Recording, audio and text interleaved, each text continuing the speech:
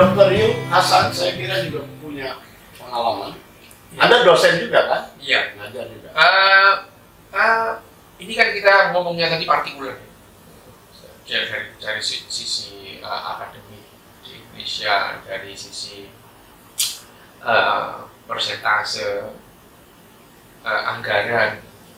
Tapi kalau kita ngomong secara in general, itu perilaku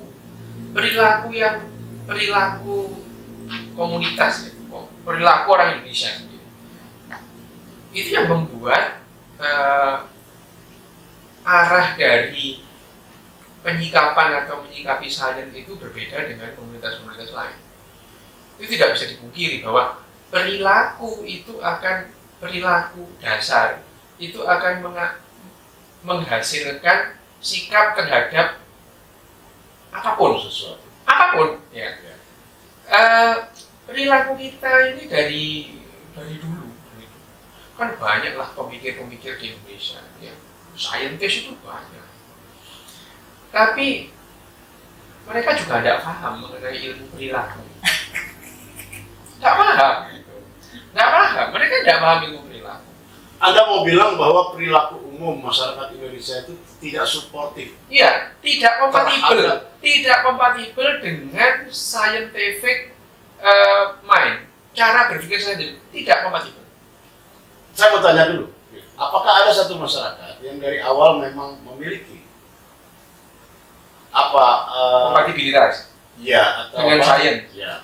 Ada. Pada state of mind state of mind. Pada umumnya negara-negara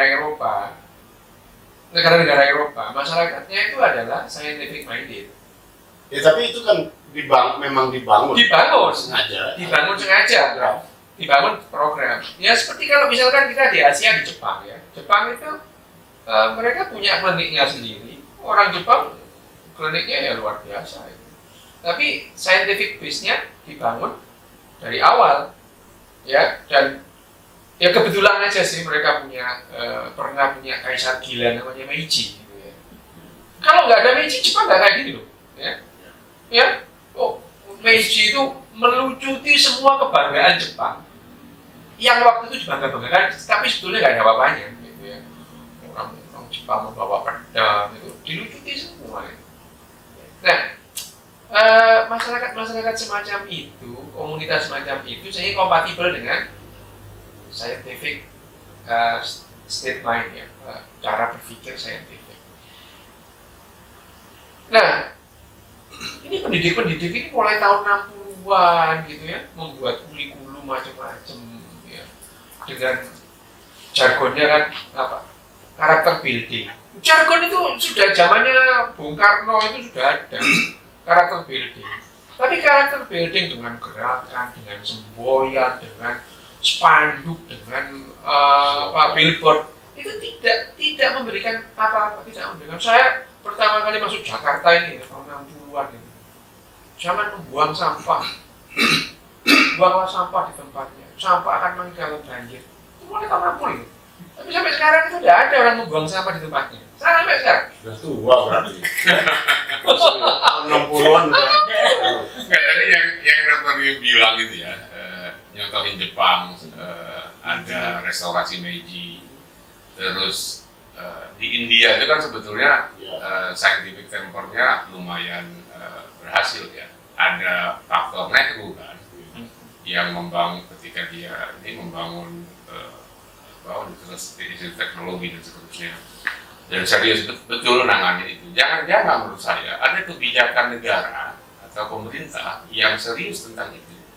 Dan itu yang absen di India, di Jepang, gitu. Oh iya, negara yang betul. Maksud saya jangan-jangan yang absen dari kita adalah itu. Iya betul. Maksud saya begini, Nehru itu juga kebetulan muncul di ya secara kebetulan, semua kebetulan. Di Jepang ya kebetulan aja kaisar gila namanya Meiji, kebetulan aja. Dan akhirnya membuat waktu itu ya orang Meiji sangat mungkin tidak berpikir bahwa dia itu akan mengubah perilaku Jepang. Atau Nehru juga politikus itu masa mikir ke jauh-jauh, enggak lah, mikirnya dekat-dekat aja, tahun depan siapa yang jadi presiden, biasanya kayak gitu. Nah, Tapi sekarang secara scientific dengan sains itu kita bisa menjelaskan. Masalahnya sains ini kan menjelaskan itu, kita berpikir itu adalah kenapa kok terjadi seperti itu. Kita nggak berpikir loh, apa yang seharusnya terjadi. Itu loh. Nah, itu menarik tuh. Ya, saintis itu menjelaskan kenapa kok begini, bukan bagaimana seharusnya gitu. Jadi ya selalu kalau dalam diskusi-diskusi semacam ini, saintis itu di belakang nggak gagap ngomongnya. Karena obrolannya menuju pada Apa yang seharusnya terjadi? masalah. Ya, ya.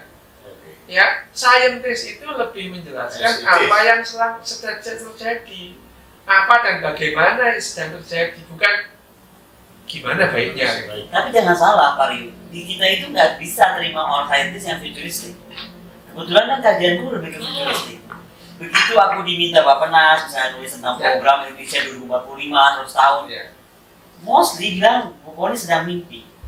Sih, jadi di sini kalau kita melihat sesuatu secara futuristik gitu, itu dianggap a dreamer. Nah, ya, ya. Bukan ada bagaimana sekarang menyadarkan kita semua bahwa dream itu mesti dicapai loh. Oh iya. Nah mungkin itu PR for science. Ya, Saya ya. setuju tuh dengan Bung Dion ya. Artinya memang mungkin salah satu misi kita for science ini adalah nanti dalam proses itu ya, misalnya politisi yang tampil itu harus kita paksa, misalnya.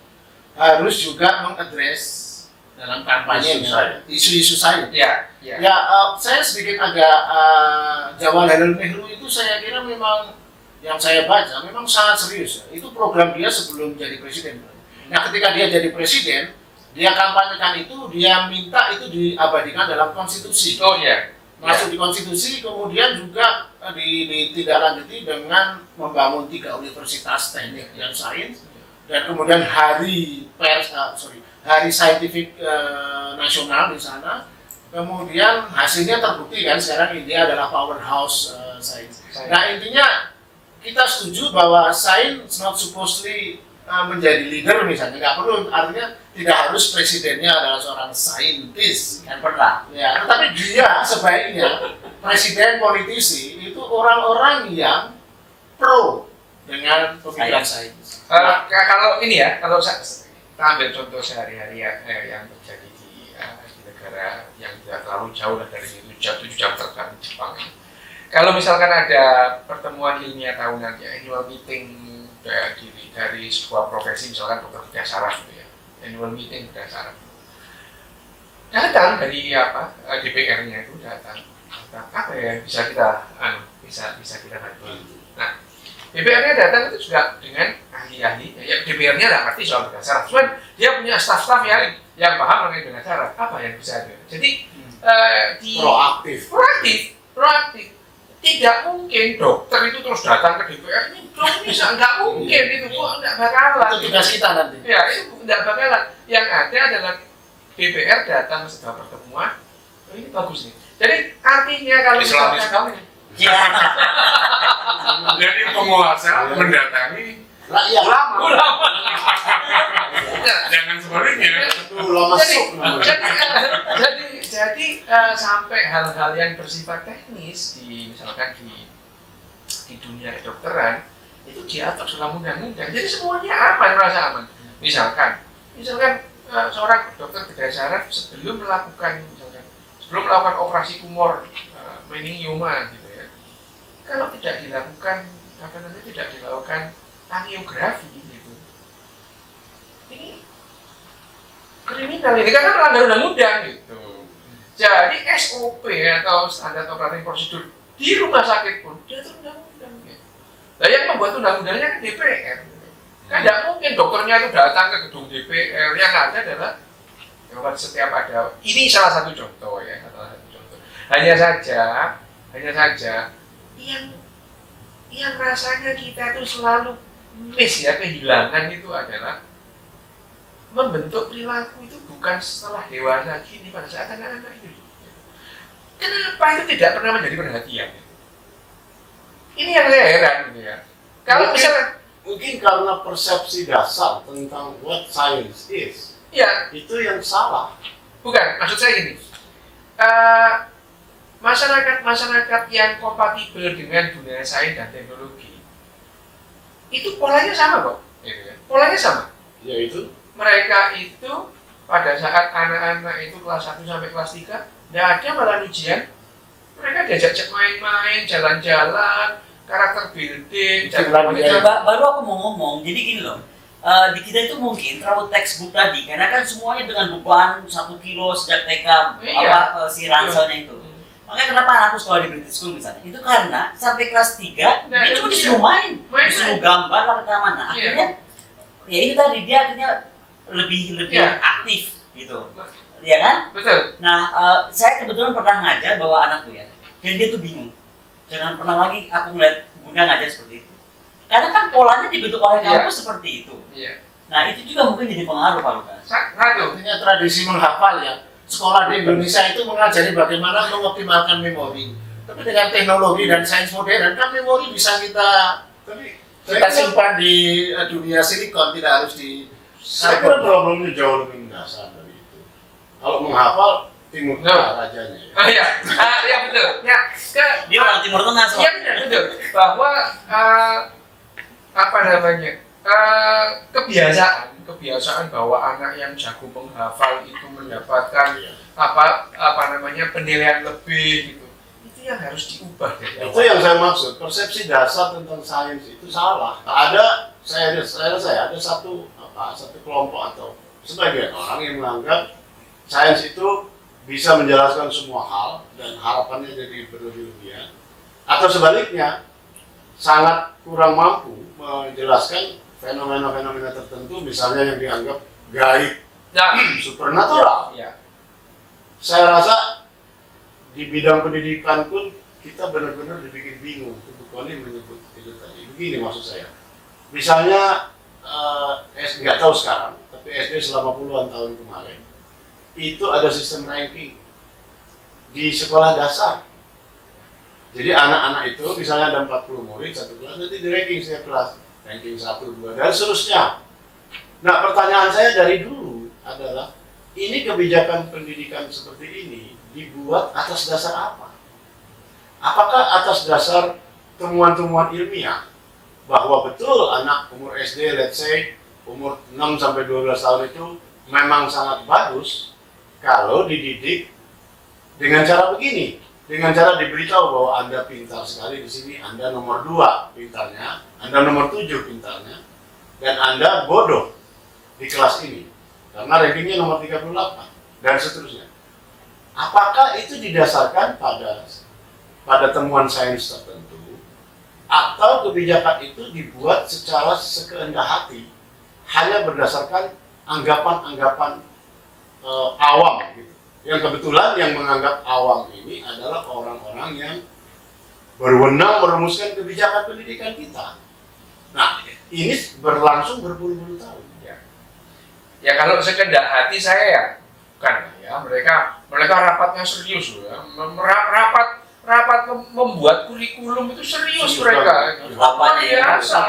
Tidak serius setelah rapat. Nah ya, tapi serius mereka itu kalau kita lihat itu usulan dari SD kemudian sampai akhirnya ke nasional gitu ya. Tapi itu tadi seperti Google Translate itu loh di sini tuh. Misalkan dari wilayah kota terus ke mana, ke kabupaten kota terus kemudian ke mana, ke provinsi, dari provinsi ke wilayah sampai ke itu macam Google Translate itu. Kalau Google Translate itu dari bahasa Indonesia dibahasakan Inggris, di Inggris dibahasakan Jerman bahasa Arab, terus dibalik ke Indonesia gak karuan gitu. Modelnya tuh kayak gini karena rapat yang berjenjang itu sampai akhirnya begitu menjadi keputusan nasional. Loh kok gini? Yang di daerah kok gini gitu. Nah, itu dasarnya apa? Dasarnya adalah apakah temuan ilmiah yang kuat bisa dipertanggungjawabkan? kalau kita bicara mengenai temuan ilmiah, kalau kita secara saintifik dikatakan kenapa kok begini, ya jelas, gampang menjelaskannya. Cuma saintis itu kan menjelaskan kenapa kok terjadi, bukan bagaimana seharusnya. Kenapa kok terjadi seperti ini? Karena kita itu tidak cerdas secara sosial, tidak cerdas sama sekali. Ya, jadi yang namanya kecerdasan sosial itu sangat penting. Ya, kita emang belajar secara Tapi gini, sebentar, nggak cuma itu, Dr. Yu. Yang aku tahu ya, karena aku kan juga terlibat di Litbang. Iya. Gini, rata-rata nih kementerian lembaga itu punya apa yang disebut mereka tuh format. Iya, iya. Begitu kita researcher doing something, ya, misalnya ayah saya sedang bikin penelitian tentang uranium atau thorium, dia kan berdasarkan ilmunya dia fisika, teknik. Begitu dimasukkan hasil laporannya itu dia bisa frustasi 7 bulan. Oh, Kenapa? iya. Formatnya nggak sesuai. Iya. Jadi seseorang yang tadinya cuma ngurusin fisika, tiba-tiba harus ngurusin tata bahasa. Iya, iya. Karena format tadi, Iya, tadi. itu bikin frustasi juga saya. Formalisme aja. Formalisme. Birokratisasi. Dan saya nggak tahu siapa bikin formatnya, kan harusnya beda nih. Format kita lagi bikin farmasi, bikin industri, bikin kan harusnya ada lain-lain. Iya. Tapi itu kayaknya sama. Nah, saya juga nggak ngerti kenapa harus ada format itu. Apakah nanti berhubungnya ke Mungkin kemudahan laporan, kemudahan proses prosedur pertanggungjawaban dan sebagainya. iya, tapi Dengan kata lain itu isu birokrasi sama sekali. Iya. Ya, itu nggak ada hubungan dengan saya sebetulnya. ada. Akhirnya my dad mundur, males. Itu Hubungan sama saya. mungkin yang sekarang terjadi, mungkin Mundur banyak lah. atau itu yang sekarang terjadi di lembaga LIPI, lembaga ilmu. Nah itu yang dibilang akhirnya masyarakat kita itu tidak kompatibel dengan dunia sains itu. Bukan karena dia tidak kompatibel, kadang-kadang terbentur. Karena gini nih, pola pikir perorangan begitu gabung menjadi pola pikir kolektif. Pola pikir kolektif ini yang tidak kompatibel dengan scientific Finding, ini. ya. Iya. Jangan-jangan Dr. Yu itu hanya implikasi dari akar yang lebih Oh dalam. iya, jelas. Nah ini saya mau ngaitkan dengan apa yang Betul. diberikan oleh Saudara Lukas tadi. Bahwa misalnya di India itu kan mereka membangun fondasinya Ya. dari level konstitusi. Iya, bahkan, iya, ya. iya. Nah ini persoalan di kita kan pertanyaannya adalah konstitusi kita bagaimana? Bagaimana konstitusi kita mendefinisikan pendidikan misalnya? Bagaimana konstitusi kita memandang sains dan penelitian? Itu kan kemudian diturunkan dalam kebijakan pemerintah, dari kebijakan pemerintah diturunkan lagi ke tingkat yang lebih bawah. Apa yang kita rasakan, yang Dr. Yu ceritakan begitu banyak problem-problem yang kita hadapi tentang sains, jangan-jangan itu adalah implikasi dari persoalan yang lebih dalam sebetulnya. Saya setuju bahwa itu implikasi dari persoalan yang mendasar. Persoalan mendasar adalah perilaku. Perilaku kita tidak pernah, perilaku itu tidak bisa kok dengan nasihat. Perilaku itu dilatih sejak kecil. Tidak bisa, orang dinasehati buanglah sampah pada tempatnya, tidak bisa. Itu harus dilatih sejak anak mulai jalan, belajar jalan itu. Anak itu diajari membuang popok di tempat sampah. Gitu. Pertanyaannya kemudian adalah bagaimana kita mencoba mensiasati atau menghilangkan Oke. itu. Betul itu. Sebentar, saya punya pemikiran begini. Yang saya pahami ya dari pemahaman kayak saya ini, artinya sini orang awam itu sering melihat sains itu sebagai sesuatu yang jauh. Oh, ya. Ya, artinya saya harus sains itu menjelaskan tentang teori Big Bang, astronomi. Padahal kalau kita ubah persepsi itu, sains itu adalah bagaimana kita jantung berdetak, saluran darah yang tersumbat oleh kolesterol, rumput yang tumbuh di halaman kita. Nah, kalau pendekatan sains pada satu hal yang konkret yang kita hadapi sehari-hari, mungkin kesan pada sains yang misalnya seolah-olah sains itu ingin membungkam agama dan sebagainya, mungkin bisa kita sedikit eliminasi. Itu memang iya. Ada di negara-negara tertentu itu yang sains komunikator ya, sains komunikator. Salah satunya ya milik Kristi Semitaisen ya, itu sains komunikator yang bagus. Di TVRI dulu itu ada. Apa ya? TVRI itu dulu ada. Siapa itu? Di TVRI itu dulu itu ada yang sore-sore itu yang mengenalkan kimia itu ya. Tahun 70-an. Setelah itu ya. Iya tuh Pak. Saya nggak sangka Saya belum ya. ada. Milenial masih ada Saya belum lahir di luar. Di TVRI itu dulu ada itu acara Referensi sore, 60, 70. dan sulap ini gitu ya, jelaskan itu. Namanya lupa. Lupa. Bukan pakai Nusantara. Bukan itu. Fisika. Ini bahasa temannya Yus Badudu. Ayo, kalau itu kan bahasa Indonesia itu ada itu. Terus nasi udang aneka Nusantara. Nah, yang semacam ini sederhana, terus menjelaskan unyil itu ya. Kalau boneka unyil itu dalam batas-batas tertentu, itu scientifically loh mikirnya. Gitu. Ya, tapi kemudian dikasih pesan politik. Oh nggak apa-apa, itu berbeda. Ya. Hanya pendekatan yang namanya pendekatan scientific melihat itu secara ontologi, secara apa adanya, itu penting. Ya, tapi itu kan periode TV, dokter. Iya. Hari ini kan kita periode anak-anak kita belajar dari game. Oh iya. Nah, ini bakal menarik. Saya nggak tahu ya, tiba-tiba jadi kepikiran juga. Mungkin nih For Science mesti kumpulkan para animator kah, gamer kah, ya kan? Iya. Bikin game yang betul-betul apa ya? How to learn Science atau tertarik pada science gitu. Iya, iya. Nyampur-nyampur apa jadi apa kan lucu. Setuju. Saya yang jelaskan ini ya, Pak, pada saat dulu pernah arah kita itu on the right track, pernah gitu ya. Bahwa apa namanya? Tahun 50 berapa nih? Atau 40-an. Sampai tahun 80-an. Itu ironinya di era Soeharto. Oh iya. Kok pakai ironi gue supaya kata ironi? Itu iya, betul. Itu betul. Bahwa itu sempat era Soeharto sebelum 84 ya. Lebih precise. Ya, setelah 84 ini berubah gitu. Arahnya itu berubah gitu. Arahnya itu berubah. Bukan lagi kegelisahan menanyakan kenapa ini, tapi udah terimalah ini supaya hidupmu tenang. Lah repot ya gitu. Nah, Itu yang saya bilang tadi itu loh, bahwa pada akhirnya kita itu harus punya kebijakan yang lebih tinggi. Jadi apa yang kita bicarakan sekarang ini kan implikasi semua di tengah masyarakat. Nah itu harus dilihat. Misalnya kalau Dr. Ri barusan bilang pernah ada kebijakan yang saintifik, ikonnya kan Pak Habibie dulu. Iya. Iya kan? Nah, kita tuh udah nggak punya lagi setelah itu. Ya, memang Pak Habibie satu-satunya ya. Dan itu kan pasti ada kebijakan di tingkat pemerintah, men. Ya, beliau nggak ngangguk loh. Ya. Nggak ngangguk loh. ya.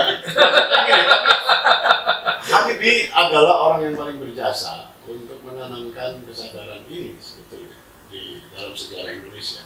Bahwa dia berhasil atau gagal, bahwa kurang di sini lebih itu soal lain.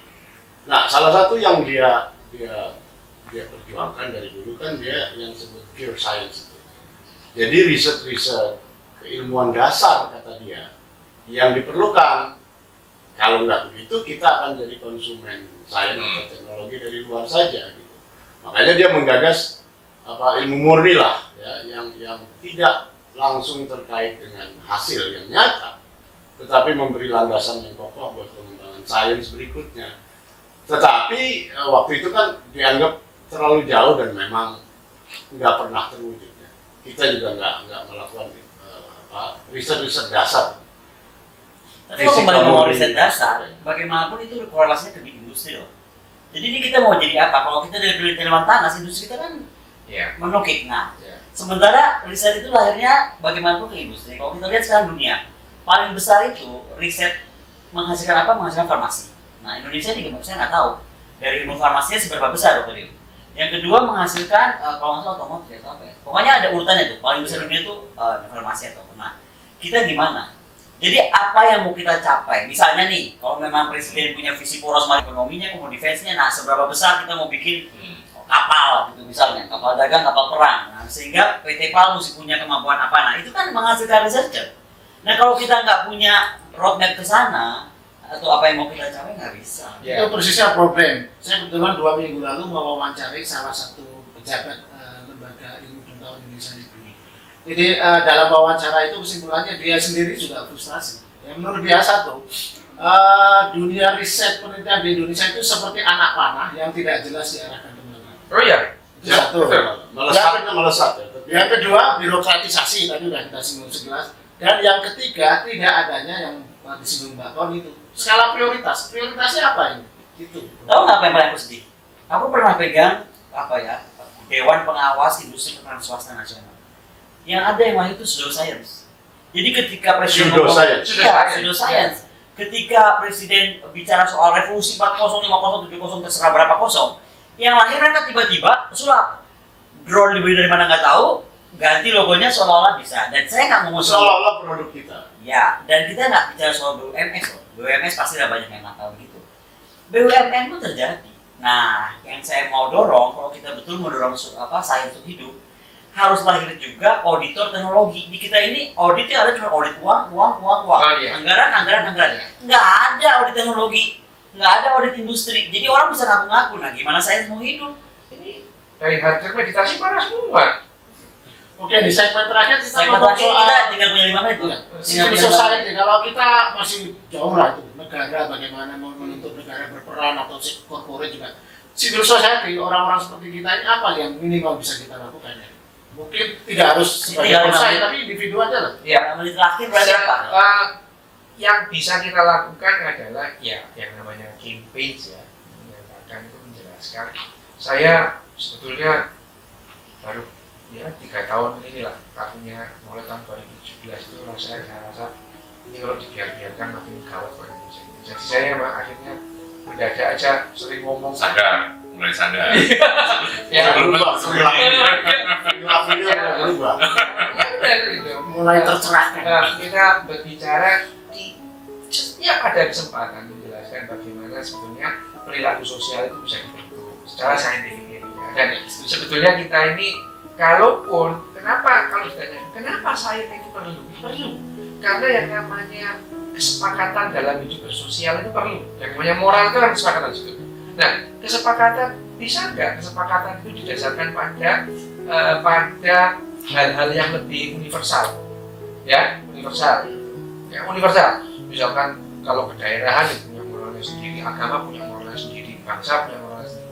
Bisa nggak moral itu didasarkan pada yang universal? Nah, itu yang ditawarkan misalkan. Kenapa kan kita tidak misalkan memandang moral itu secara biologi? Nah, kalau biologi kan sadarannya sains pasti. Ya. Tapi intinya saya setuju tuh. Jadi kan sains sebagai ide atau gagasan itu kan sama seperti gagasan lain, kayak demokrasi, kebebasan, itu harus dikampanyekan. Iya. Kerjasama dengan LSM dan seterusnya yang mempromosikan ide demokrasi. Nah, sains itu kan belum digitukan. Kalau kita percaya bahwa sains ini sebuah ide yang bisa memberikan manfaat buat masyarakat, itu harus diperlakukan sama sebagai ide. Diperjuangkan ya. Diperjuangkan. Jadi kita orang civil society harus memperjuangkan itu. Ya. Koni, Saya sih sepakat aja, apalagi kita udah diberikan rumah perubahan ini. Rumah perubahan dan ini kejutan. Iya. Wakil ketua MPR memberi uang, ini nggak main-main. Nggak pernah terjadi loh. Saya nggak pernah ngalamin dalam beberapa pemerintahan diberikan tempat untuk betul-betul terjadi semacam ini. Dan ini menurut saya sesuatu yang bagus. ini pernyataan simbolik yang luar biasa. Semoga permanen. Semoga ya. Karena ini kalau ini pemilik rumah atau penghuni rumah ini kita simbolkan sebagai kebijakan negara, Iya. itu seterusnya.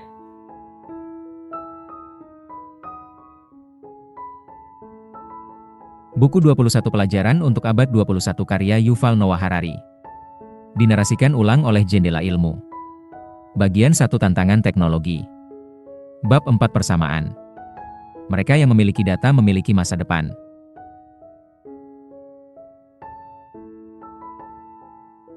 Dalam beberapa dekade terakhir, orang di seluruh dunia diberitahu tentang manusia berada di jalan menuju kesetaraan, dan globalisasi serta teknologi baru akan melakukannya bantu kami sampai di sana lebih cepat. Pada kenyataannya, abad ke-21 mungkin menciptakan masyarakat yang paling tidak setara dalam sejarah.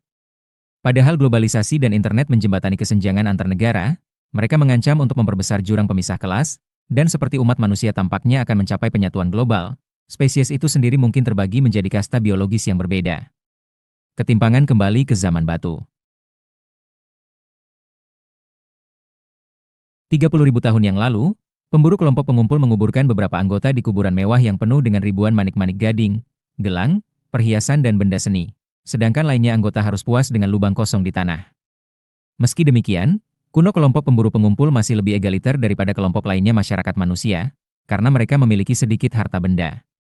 Properti adalah prasyarat untuk ketidaksetaraan jangka panjang. Setelah revolusi pertanian, properti berlipat ganda dan bersamanya ketidaksamaan. Saat manusia memperoleh kepemilikan atas tanah, hewan, tumbuhan dan peralatan, masyarakat hierarkis yang kaku muncul, di mana elit kecil memonopoli sebagian besar kekayaan dan kekuasaan untuk generasi demi generasi. Manusia datang menerima pengaturan ini sebagai alami dan bahkan ditahbiskan secara ilahi. Hierarki bukan hanya norma, tetapi juga cita-cita.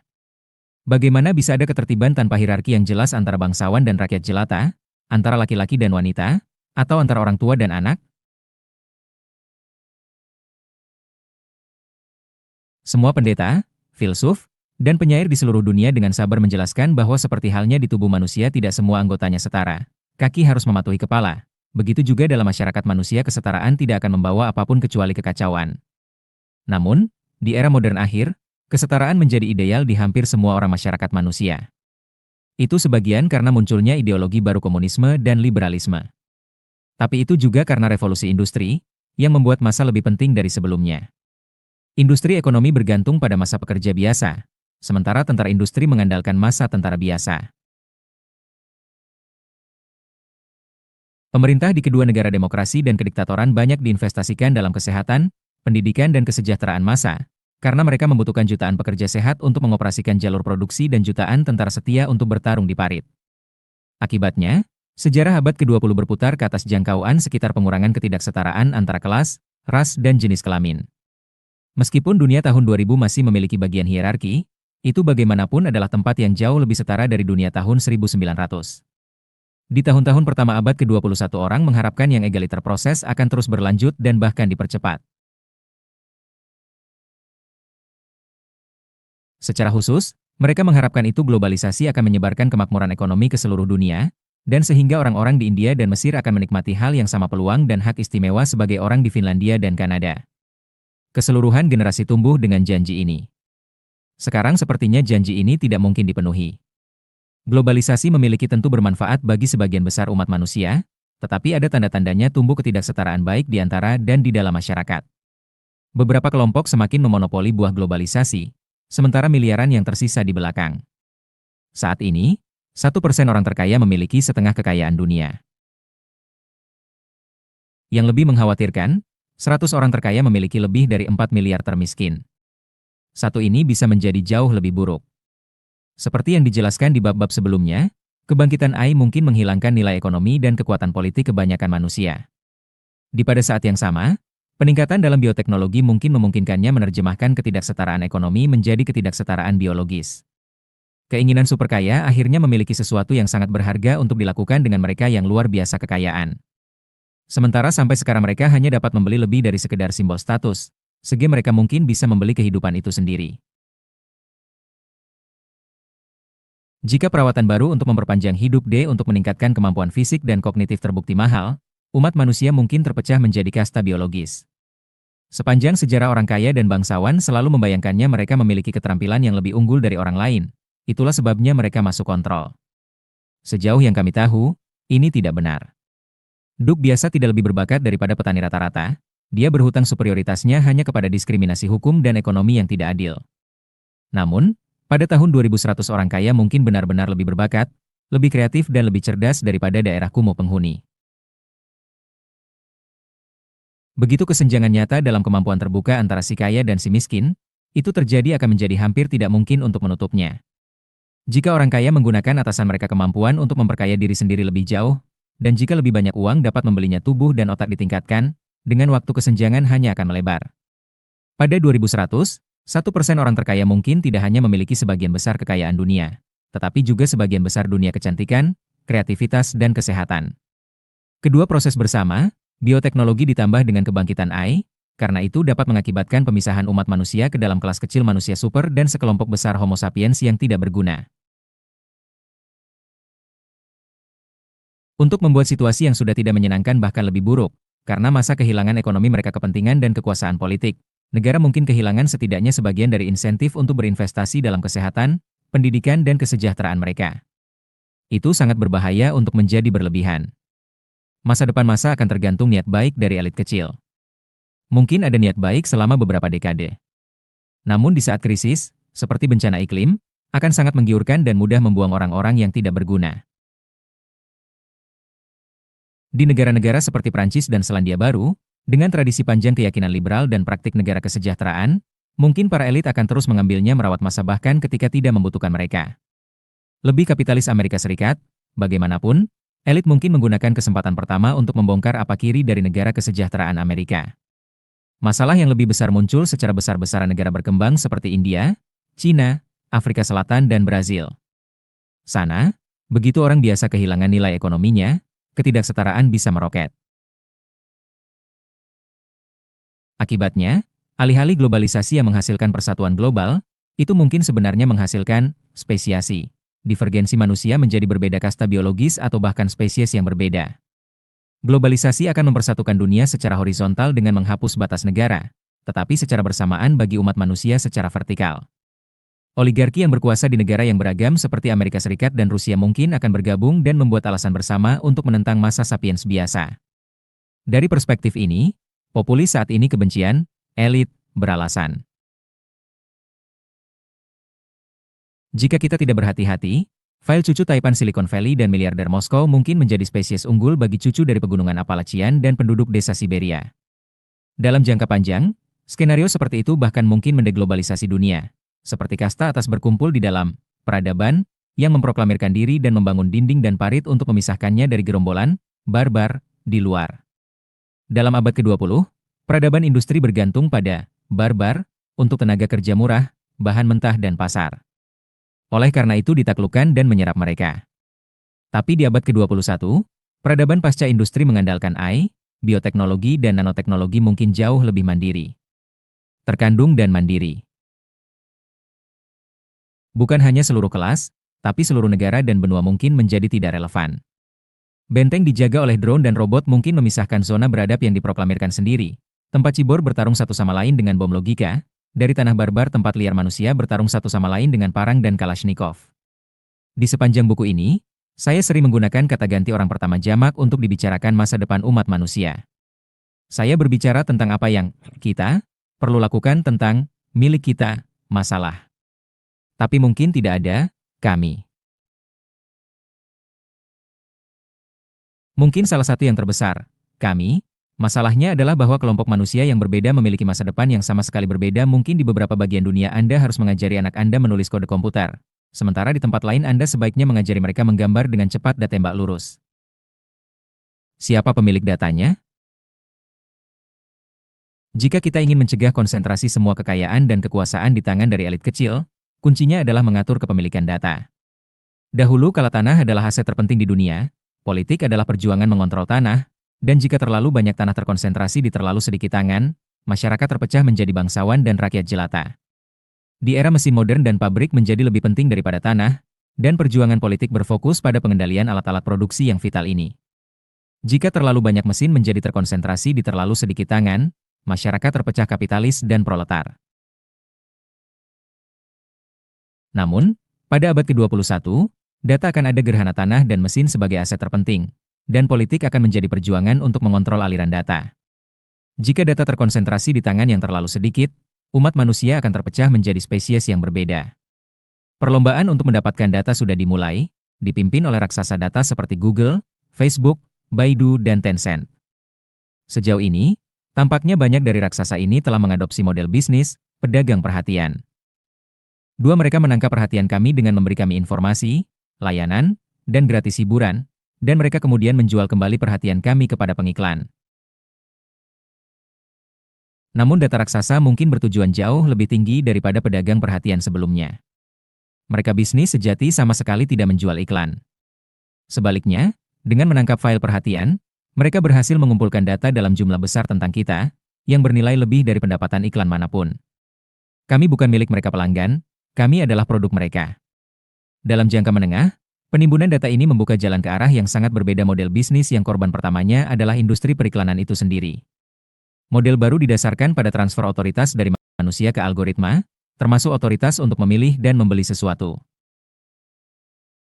Sekali algoritma memilih dan membeli sesuatu untuk kita, industri periklanan tradisional akan bangkrut. Pertimbangkan Google. Google ingin mencapai titik di mana kami bisa tanyakan apa saja, dan dapatkan jawaban terbaik di dunia. Apa yang akan terjadi setelah kami dapat bertanya kepada Google? Hai Google, berdasarkan semua yang Anda ketahui mobil, dan berdasarkan semua yang Anda ketahui tentang saya, termasuk kebutuhan saya kebiasaan, pandangan saya tentang pemanasan global, dan bahkan pendapat saya tentang midle politik timur, apa mobil terbaik untuk saya? Jika Google dapat memberi kami jawaban yang bagus untuk itu, Dan jika kita belajar dari pengalaman untuk mempercayai kebijaksanaan bukannya perasaan kita sendiri yang mudah dimanipulasi, apa yang mungkin menjadi penggunaan iklan mobil? 3. Dalam jangka panjang, dengan mengumpulkan data yang cukup dan cukup daya komputasi, raksasa data bisa meretas rahasia terdalam kehidupan. Dan kemudian gunakan pengetahuan ini tidak hanya untuk membuat pilihan bagi kita atau memanipulasi kita, tetapi juga merekayasa ulang kehidupan organik dan menciptakan bentuk-bentuk kehidupan anorganik. Iklan penjualan mungkin diperlukan untuk menopang para raksasa dalam waktu singkat istilah, tetapi mereka sering mengevaluasi aplikasi, produk, dan perusahaan sesuai dengan data yang mereka panen bukan menurut uang yang mereka hasilkan. Sebuah aplikasi populer mungkin tidak memiliki model bisnis dan bahkan mungkin kehilangan uang di jangka pendek, tetapi selama itu menyedot data, itu bisa bernilai miliaran. 4. Bahkan jika Anda tidak tahu bagaimana menguangkan data hari ini, itu sangat berharga karena mungkin memegang kunci untuk mengontrol dan membentuk kehidupan di masa depan. Saya tidak tahu pasti bahwa raksasa data secara eksplisit memikirkannya seperti itu istilah, tetapi tindakan mereka menunjukkan bahwa mereka menghargai akumulasi data lebih dari sekadar dolar dan sen. Manusia biasa akan sulit menolak proses ini. Di saat ini, orang dengan senang hati memberikan aset mereka yang paling berharga, milik mereka data pribadi, dengan imbalan layanan email gratis dan video kucing lucu. Itu agak mirip suku Afrika dan pribumi Amerika yang tanpa disadari menjual seluruhnya negara ke imperialis Eropa dengan imbalan manik-manik berwarna-warni dan pernak-pernik murah. Jika, kemudian, orang biasa memutuskan untuk mencoba dan memblokir arus data, mereka mungkin merasa semakin sulit, terutama jika mungkin mengandalkan jaringan untuk semua keputusan mereka, dan bahkan untuk mereka perawatan kesehatan dan kelangsungan hidup fisik. Manusia dan mesin mungkin bergabung begitu sempurna sehingga manusia tidak dapat bertahan sama sekali jika mereka terputus dari jaringan. Mereka akan terhubung dari rahim, dan jika di kemudian hari Anda memilih untuk itu putuskan hubungan, agen asuransi mungkin menolak untuk mengasuransikan Anda, majikan mungkin menolak mempekerjakan Anda, dan layanan kesehatan mungkin menolak untuk mengurusnya kamu.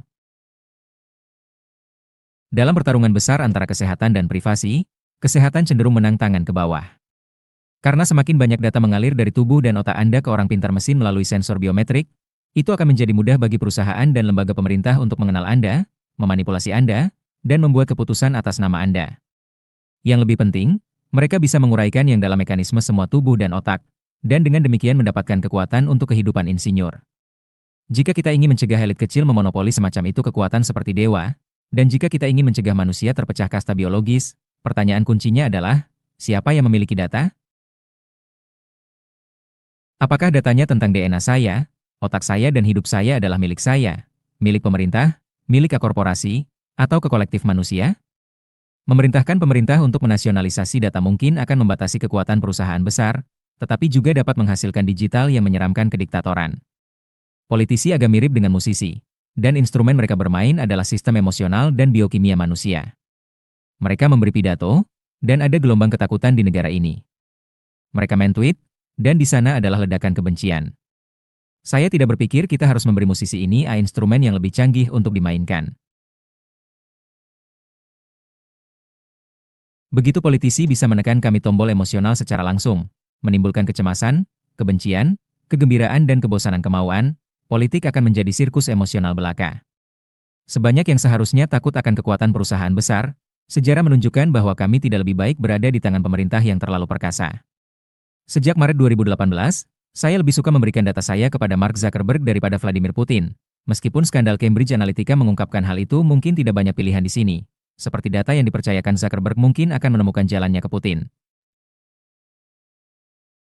Kepemilikan pribadi atas datanya sendiri mungkin terdengar lebih menarik daripada salah satu dari opsi ini, tetapi tidak jelas apa artinya sebenarnya. Kami punya ribuan tahun pengalaman dalam mengatur kepemilikan tanah.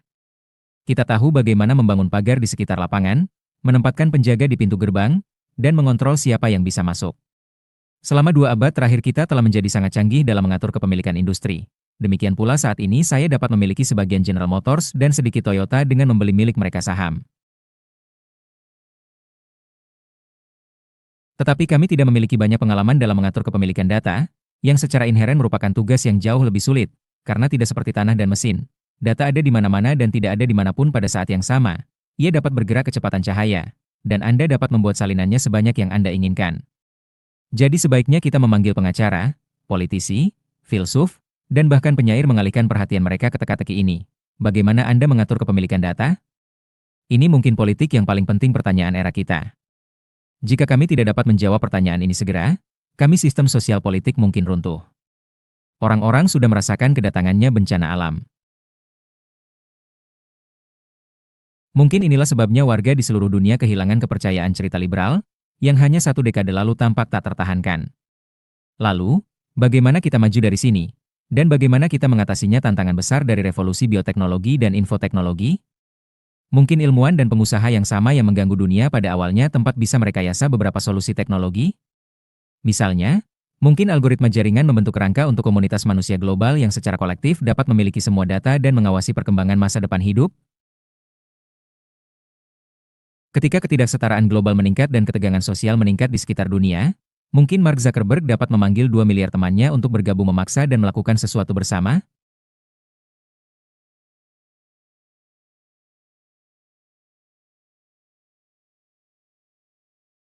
Kuburan mewah yang penuh dengan ribuan manik-manik gading, gelang, perhiasan dan benda seni, sedangkan lainnya anggota harus puas dengan lubang kosong di tanah. Meski demikian, kuno kelompok pemburu pengumpul masih lebih egaliter daripada kelompok lainnya masyarakat manusia, karena mereka memiliki sedikit harta benda. Properti adalah prasyarat untuk ketidaksetaraan jangka panjang.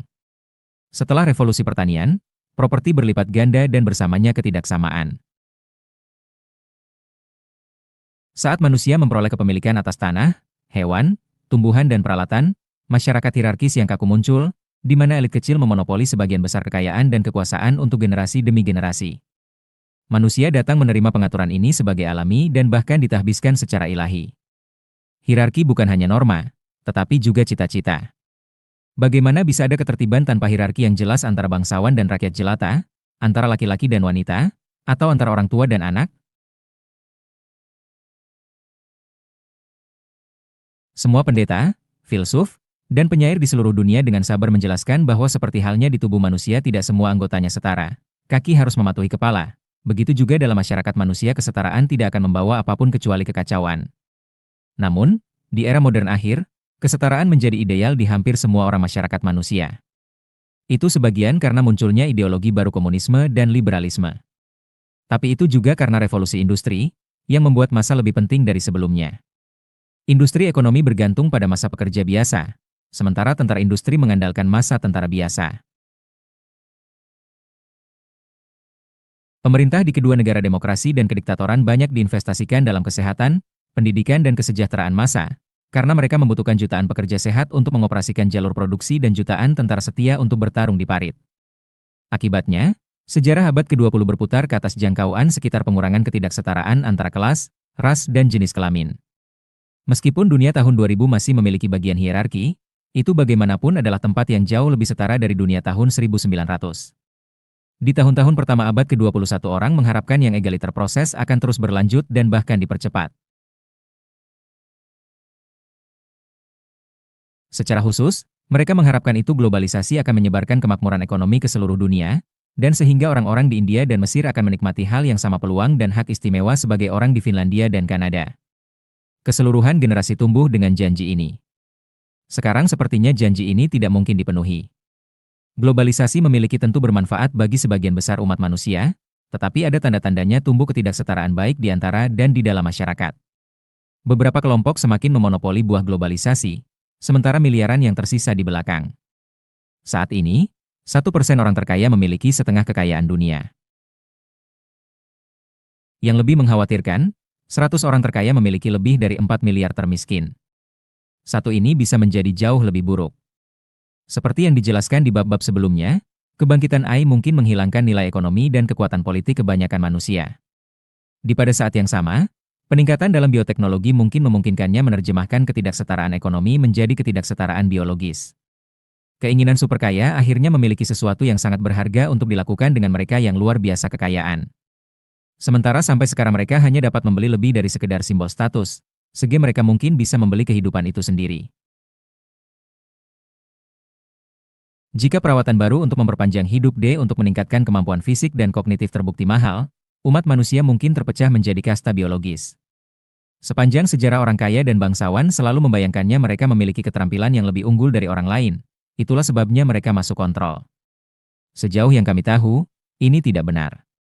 Duk biasa tidak lebih berbakat daripada petani rata-rata, dia berhutang superioritasnya hanya kepada diskriminasi hukum dan ekonomi yang tidak adil.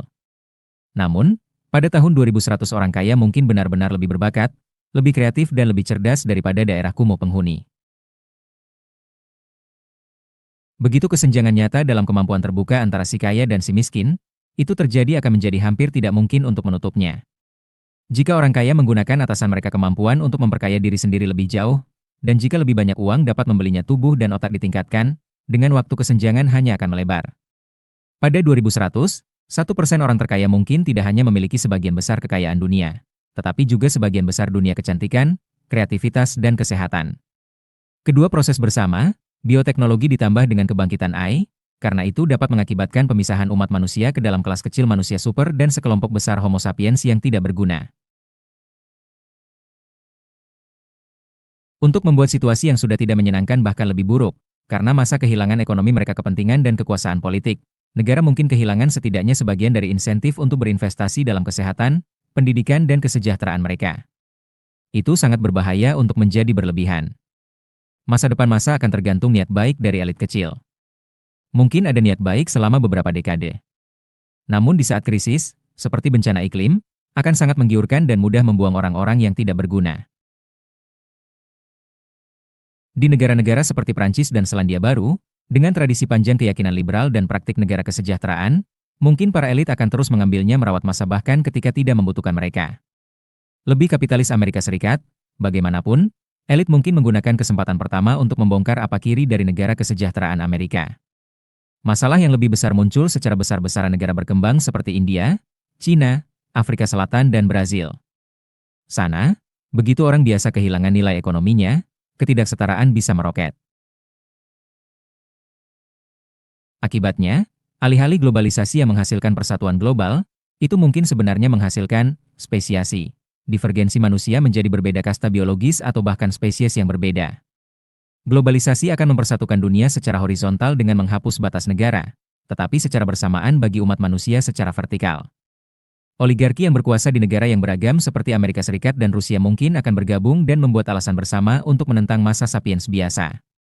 Dari perspektif ini, populis saat ini kebencian, elit, beralasan. Jika kita tidak berhati-hati, file cucu Taipan Silicon Valley dan miliarder Moskow mungkin menjadi spesies unggul bagi cucu dari pegunungan Appalachian dan penduduk desa Siberia.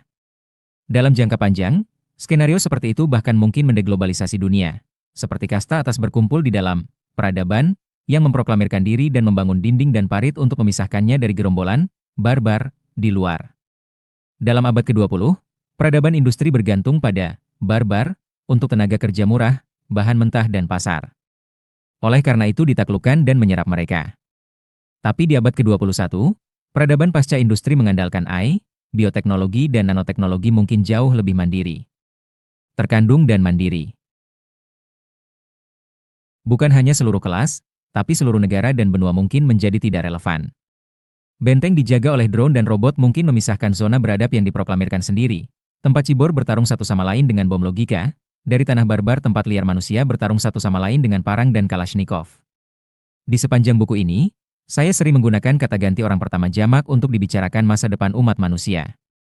Saya berbicara tentang apa yang kita perlu lakukan tentang milik kita, masalah. Tapi mungkin tidak ada kami. Mungkin salah satu yang terbesar, kami, masalahnya adalah bahwa kelompok manusia yang berbeda memiliki masa depan yang sama sekali berbeda. Mungkin di beberapa bagian dunia Anda harus mengajari anak Anda menulis kode komputer, sementara di tempat lain Anda sebaiknya mengajari mereka menggambar dengan cepat dan tembak lurus. Siapa pemilik datanya? Jika kita ingin mencegah konsentrasi semua kekayaan dan kekuasaan di tangan dari elit kecil, kuncinya adalah mengatur kepemilikan data. Dahulu kala tanah adalah aset terpenting di dunia, politik adalah perjuangan mengontrol tanah, dan jika terlalu banyak tanah terkonsentrasi di terlalu sedikit tangan, masyarakat terpecah menjadi bangsawan dan rakyat jelata. Di era mesin modern dan pabrik menjadi lebih penting daripada tanah, dan perjuangan politik berfokus pada pengendalian alat-alat produksi yang vital ini.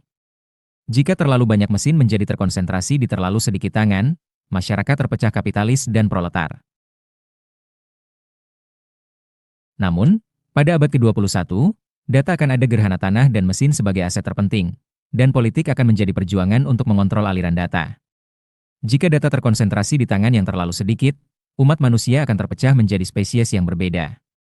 Perlombaan untuk mendapatkan data sudah dimulai, dipimpin oleh raksasa data seperti Google, Facebook, Baidu, dan Tencent.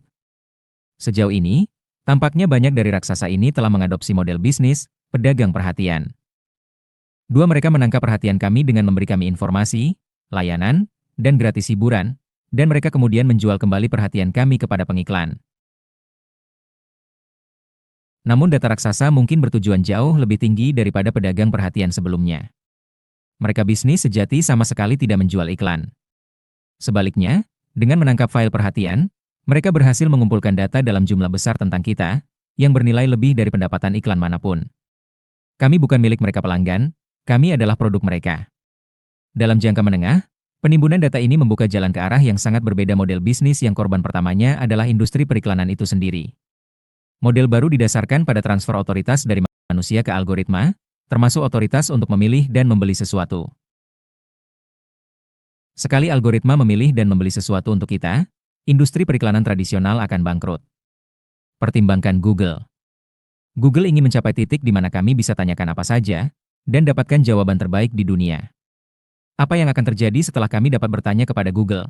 Hai Google, berdasarkan semua yang Anda ketahui mobil, dan berdasarkan semua yang Anda ketahui tentang saya, termasuk kebutuhan saya kebiasaan, pandangan saya tentang pemanasan global, dan bahkan pendapat saya tentang midle politik timur, apa mobil terbaik untuk saya?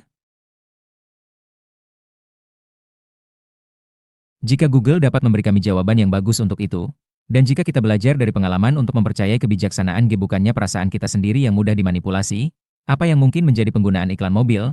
3. Dalam jangka panjang, dengan mengumpulkan data yang cukup dan cukup daya komputasi, raksasa data bisa meretas rahasia terdalam kehidupan, dan kemudian gunakan pengetahuan ini tidak hanya untuk membuat pilihan bagi kita atau memanipulasi kita, tetapi juga merekayasa ulang kehidupan organik dan menciptakan bentuk-bentuk kehidupan anorganik. Iklan penjualan mungkin diperlukan untuk menopang para raksasa dalam waktu singkat istilah, tetapi mereka sering mengevaluasi aplikasi, produk, dan perusahaan sesuai dengan data yang mereka panen bukan menurut uang yang mereka hasilkan. Sebuah aplikasi populer mungkin tidak memiliki model bisnis dan bahkan mungkin kehilangan uang di jangka pendek, tetapi selama itu menyedot data, itu bisa bernilai miliaran. 4. Bahkan jika Anda tidak tahu bagaimana menguangkan data hari ini, itu sangat berharga karena mungkin memegang kunci untuk mengontrol dan membentuk kehidupan di masa depan. Saya tidak tahu pasti bahwa raksasa data secara eksplisit memikirkannya seperti itu istilah, tetapi tindakan mereka menunjukkan bahwa mereka menghargai akumulasi data lebih dari sekadar dolar dan sen. Manusia biasa akan sulit menolak proses ini. Di saat ini, orang dengan senang hati memberikan aset mereka yang paling berharga, milik mereka data pribadi, dengan imbalan layanan email gratis dan video kucing lucu. Itu agak mirip suku Afrika dan pribumi Amerika yang tanpa disadari menjual seluruhnya negara ke imperialis Eropa dengan imbalan manik-manik berwarna-warni dan pernak-pernik murah. Jika, kemudian, orang biasa memutuskan untuk mencoba dan memblokir arus data, mereka mungkin merasa semakin sulit, terutama jika mungkin mengandalkan jaringan untuk semua keputusan mereka, dan bahkan untuk mereka perawatan kesehatan dan kelangsungan hidup fisik. Manusia dan mesin mungkin bergabung begitu sempurna sehingga manusia tidak dapat bertahan sama sekali jika mereka terputus dari jaringan. Mereka akan terhubung dari rahim, dan jika di kemudian hari Anda memilih untuk itu putuskan hubungan, agen asuransi mungkin menolak untuk mengasuransikan Anda, majikan mungkin menolak mempekerjakan Anda, dan layanan kesehatan mungkin menolak untuk mengurusnya kamu. Dalam pertarungan besar antara kesehatan dan privasi, kesehatan cenderung menang tangan ke bawah. Karena semakin banyak data mengalir dari tubuh dan otak Anda ke orang pintar mesin melalui sensor biometrik, itu akan menjadi mudah bagi perusahaan dan lembaga pemerintah untuk mengenal Anda, memanipulasi Anda, dan membuat keputusan atas nama Anda. Yang lebih penting, mereka bisa menguraikan yang dalam mekanisme semua tubuh dan otak, dan dengan demikian mendapatkan kekuatan untuk kehidupan insinyur. Jika kita ingin mencegah elit kecil memonopoli semacam itu kekuatan seperti dewa, dan jika kita ingin mencegah manusia terpecah kasta biologis, pertanyaan kuncinya adalah, siapa yang memiliki data? Apakah datanya tentang DNA saya, otak saya dan hidup saya adalah milik saya, milik pemerintah, milik korporasi, atau ke kolektif manusia? Memerintahkan pemerintah untuk menasionalisasi data mungkin akan membatasi kekuatan perusahaan besar, tetapi juga dapat menghasilkan digital yang menyeramkan kediktatoran. Politisi agak mirip dengan musisi, dan instrumen mereka bermain adalah sistem emosional dan biokimia manusia. Mereka memberi pidato, dan ada gelombang ketakutan di negara ini. mereka men-tweet, dan di sana adalah ledakan kebencian. Saya tidak berpikir kita harus memberi musisi ini instrumen yang lebih canggih untuk dimainkan. Begitu politisi bisa menekan kami tombol emosional secara langsung, menimbulkan kecemasan, kebencian, kegembiraan dan kebosanan kemauan, politik akan menjadi sirkus emosional belaka. Sebanyak yang seharusnya takut akan kekuatan perusahaan besar, sejarah menunjukkan bahwa kami tidak lebih baik berada di tangan pemerintah yang terlalu perkasa. Sejak Maret 2018, saya lebih suka memberikan data saya kepada Mark Zuckerberg daripada Vladimir Putin. Meskipun skandal Cambridge Analytica mengungkapkan hal itu, mungkin tidak banyak pilihan di sini. Seperti data yang dipercayakan Zuckerberg mungkin akan menemukan jalannya ke Putin. Kepemilikan pribadi atas datanya sendiri mungkin terdengar lebih menarik daripada salah satu dari opsi ini, tetapi tidak jelas apa artinya sebenarnya. Kami punya ribuan tahun pengalaman dalam mengatur kepemilikan tanah. Kita tahu bagaimana membangun pagar di sekitar lapangan, menempatkan penjaga di pintu gerbang, dan mengontrol siapa yang bisa masuk. Selama 2 abad terakhir kita telah menjadi sangat canggih dalam mengatur kepemilikan industri. Demikian pula saat ini saya dapat memiliki sebagian General Motors dan sedikit Toyota dengan membeli milik mereka saham. Tetapi kami tidak memiliki banyak pengalaman dalam mengatur kepemilikan data, yang secara inheren merupakan tugas yang jauh lebih sulit, karena tidak seperti tanah dan mesin. Data ada di mana-mana dan tidak ada dimanapun pada saat yang sama. Ia dapat bergerak kecepatan cahaya, dan Anda dapat membuat salinannya sebanyak yang Anda inginkan. Jadi sebaiknya kita memanggil pengacara, politisi, filsuf, dan bahkan penyair mengalihkan perhatian mereka ke teka-teki ini. Bagaimana Anda mengatur kepemilikan data? Ini mungkin politik yang paling penting pertanyaan era kita. Jika kami tidak dapat menjawab pertanyaan ini segera, kami sistem sosial politik mungkin runtuh. Orang-orang sudah merasakan kedatangannya bencana alam. Mungkin inilah sebabnya warga di seluruh dunia kehilangan kepercayaan cerita liberal, yang hanya 1 dekade lalu tampak tak tertahankan. Lalu, bagaimana kita maju dari sini? Dan bagaimana kita mengatasinya tantangan besar dari revolusi bioteknologi dan infoteknologi? Mungkin ilmuwan dan pengusaha yang sama yang mengganggu dunia pada awalnya tempat bisa merekayasa beberapa solusi teknologi? Misalnya, mungkin algoritma jaringan membentuk kerangka untuk komunitas manusia global yang secara kolektif dapat memiliki semua data dan mengawasi perkembangan masa depan hidup? Ketika ketidaksetaraan global meningkat dan ketegangan sosial meningkat di sekitar dunia, mungkin Mark Zuckerberg dapat memanggil 2 miliar temannya untuk bergabung memaksa dan melakukan sesuatu bersama,